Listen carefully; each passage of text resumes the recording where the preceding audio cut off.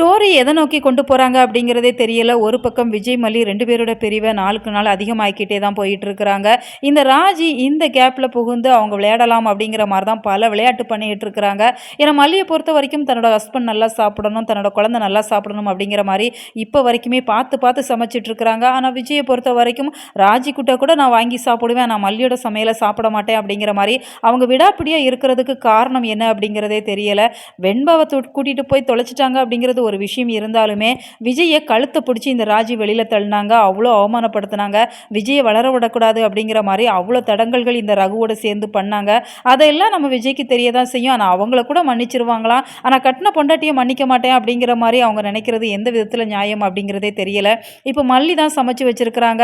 ஆனால் பரிமாறுற வேலையை இப்போ ராஜி பண்ணுறாங்க. ராஜியை பொறுத்த வரைக்கும் நான் உங்களுக்காக பார்த்து பார்த்து சமைச்சேன் அப்படிங்கிற மாதிரி சொல்லிட்டு இருக்கிறாங்க. வெண்பாவுக்கும் அந்த டேஸ்ட் ரொம்ப பிடிச்சி போகுது.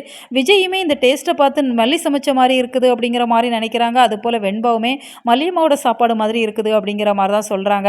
ஆனால் விஜய்க்கு புரியுதோ புரியலையோ நம்ம வெண்பாவுக்கு நல்லாவே தெரிஞ்சிருது மல்லி இந்த சூழ்நிலை தான் வெளியில் போயிட்டு வரலாம் அப்படிங்கிற மாதிரி கோவிலுக்கு போயிருக்கிறாங்க.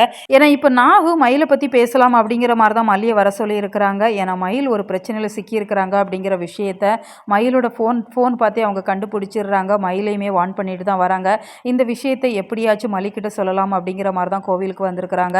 வந்த இடத்துல 2 பேருமே அவங்களுக்கு நடக்கிற விஷயங்களை எடுத்து சொல்கிறாங்க. இப்போ விஜய் அவங்கள எப்படி ட்ரீட் பண்ணுறாங்க, வீட்டில் நடக்க பிரச்சனைகளை மல்லி சொல்கிறாங்க. அதுபோல் இப்போ மயில் என்ன பண்ணுறாங்க, மயில் இந்த தினேஷ் கிட்ட சிக்கிட்டு இருக்கிறாங்க அப்படிங்கிற விஷயத்த இப்போ நாகு மல்லிக்கிட்ட சொல்கிறாங்க. நீ ஒன்றும் கவலைப்படாதீங்கன்னே, இந்த பிரச்சனையில் இருந்து நம்ம மயிலை எப்படியாச்சும் வெளியில் கொண்டு வரணும் அப்படிங்கிற மாதிரி தான் அவங்க நினைக்கிறாங்க. இருந்தாலுமே இப்போ வரைக்குமே விஜய் ஏன் ஒரு வார்த்தை கூட இப்போ மல்லிக்கிட்ட கேட்கல.